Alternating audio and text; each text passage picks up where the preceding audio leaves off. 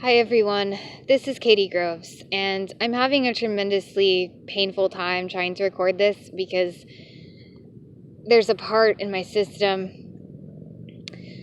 a part of Patrick, who came out in part 1 of this update, who is just screaming with anxiety inside, and I can't seem to get much of my words out without feeling like I'm choking on this part's fear. So I'm going to let them come out kind of against my better judgment and talk themselves, and hopefully that will alleviate some of the tension and we'll end up being able to say everything we wanted to say. I'm not sure if this part is capable of expressing what I wanted to express. I was going to make this video an update about our channel, the kinds of content we're planning to make in the near future, and how we're coping with ongoing abuse in the comment sections and things like that, but that just hasn't been working out. I've tried several times to record this and it hasn't worked out, so I'm just going to let Patrick come out and talk and see what happens. Hi, my name's Patrick. I need to adjust my hat real quick because my ears are kind of cold. Katy wanted me to announce that because she says that could be triggering for people to do unannounced. I'm really scared of the dark, so I'm really uncomfortable being here. I know that sounds silly because the body's an adult and all, and I myself am, well, truthfully, I don't know how old I am because I switch so rapidly in my polyfragmented system, my subsystem, that I really don't know how old I am most of the time, but I think I'm 13 or 14 a lot of the time. And I just have a lot of trauma around the dark. I was not supposed to come out at night. When I was a child, I was a daytime part, and so it's new for me to be out now. But now is the only time that we could record this video. We've been dealing with so much in the last couple days, and this is just the only opportunity we had. So here we are, broken pieces and all.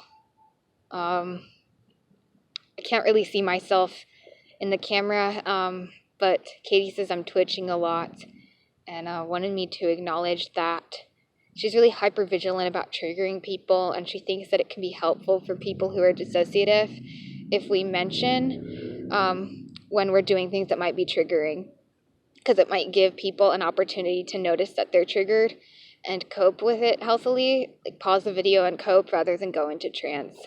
That's the main reason I think she does that. So I just want to say that, like, I don't really know a lot about this stuff, but Katy's helping me understand, and she has a habit when parts come out to talk in videos, it seems, of passively influencing them to be mindful of people's triggers. So she tries not to control what parts say, but she kind of regulates what comes out of our mouths so that we don't hurt anyone without meaning to. And she says it's not, it doesn't work 100% of the time by any means, but she does her best. So yeah, I'm switching really fast. I don't even know who I was for a second there. Right now I'm dealing with a lot of stressors because this book that I was reading online to my partner that I really like, that I've been wanting to read to him for a long time and couldn't find until now for free.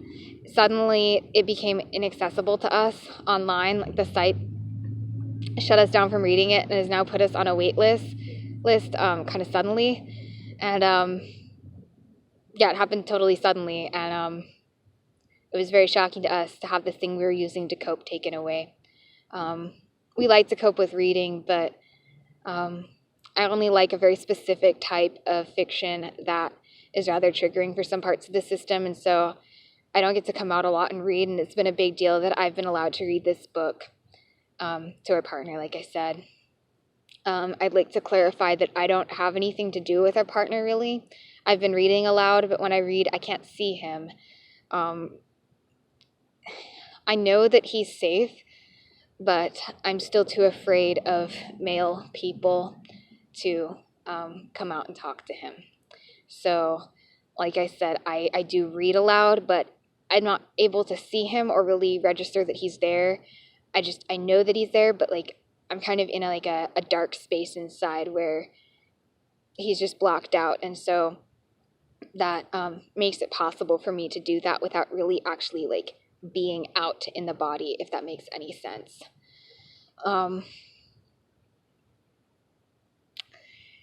Katy suggesting that I clarify that a lot of what I'm talking about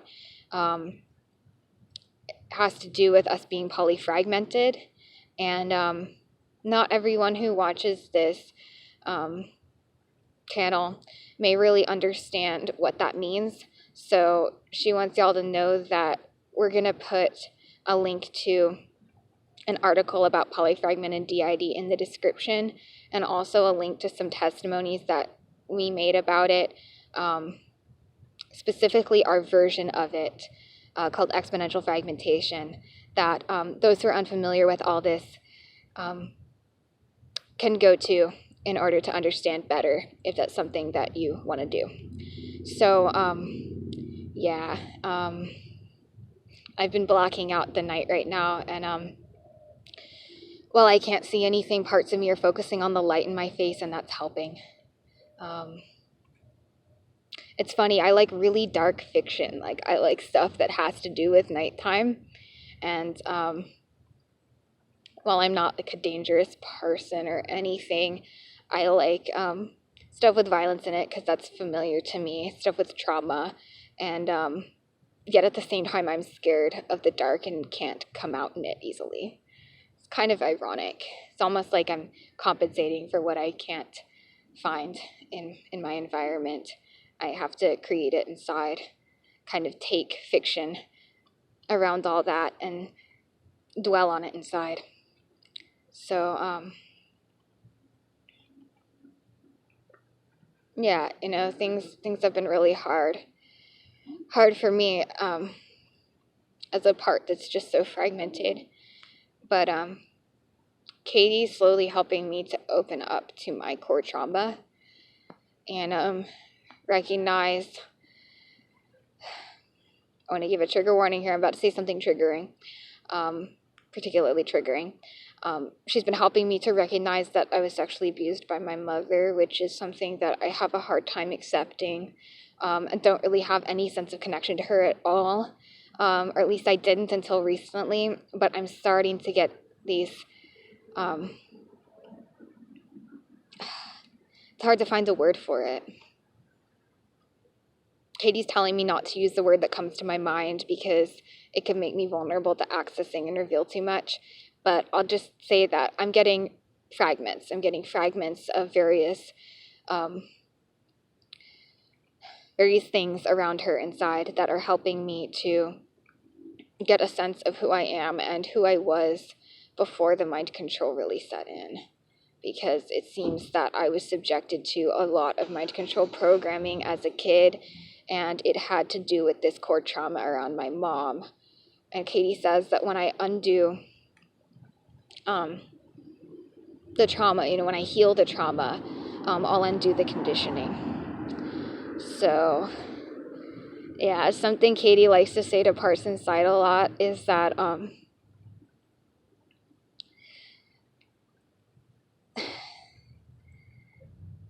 you know, the secret to healing trauma-based mind control is realizing that it's trauma-based and that trauma can be healed.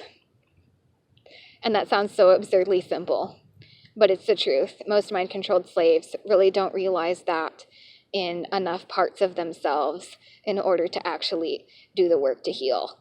And Katy tells us that this healing work is actually really simple, even though it's hard. That trauma-based mind control is trauma-based and trauma can be healed.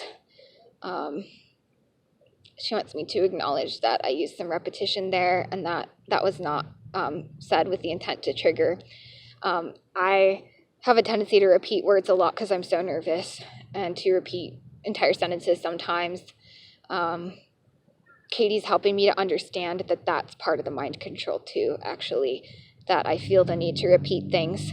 And it's not that I'm trying to hurt others, it's that I myself was hurt with a lot of repetition. And so now I find myself compulsively using it to try to calm myself down. It's like a maladaptive coping, that's what she calls it. That was taught to me through the programming. And I'd like to clarify that repeating things to oneself in order to calm down is not maladaptive coping, probably for most people, but it has been for us because it was something we were taught in the mind control. We were tricked into doing in order to reinforce the programming. And so for us, it's maladaptive. For us, it reinforces mind control stuff that we don't want to reinforce. So anyways, I've switched a lot here. I don't even know how many times. But I think I'm going to go and let Katy take over. And sorry to burp in my throat. Don't know if y'all noticed that. My stomach hurts. I'm so anxious. I'm going to let Katy take over and see what she wants to say.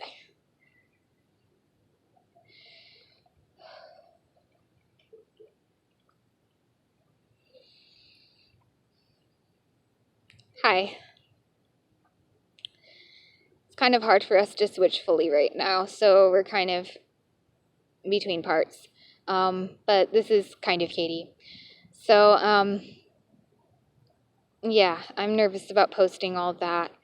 But more than anything, I'm nervous about having simply just recorded that. Can be really frightening for us to reveal things about our system out loud, whether it's on camera or not, because we know that we're being monitored. But now that I've said all this, I don't see why I shouldn't post it, because it's not like the people who want to hurt me most don't have access to this. I'm pretty sure they can see everything that I do on my phone screen and are listening to everything that I'm doing through the phone. I know them. I know what their protocol is. They've done things that have made it clear to me that they're doing that. So anyways, yeah, as vulnerable and frightened as I feel, I think I'll post this video. And it seems like I'm going to have to wait till another day to talk about stuff with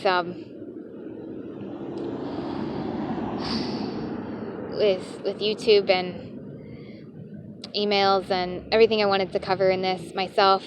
But I think what I'll do if I can is I will write something in the description of this to say what I wanted to say and leave this as it is and not try to make a part 3 of this video. And then if I can, actually move on to making more videos for the series that I've had going for a while that I've yet to complete, because that's really what I want to be doing right now and something that would give me a lot of happiness and fulfillment to do.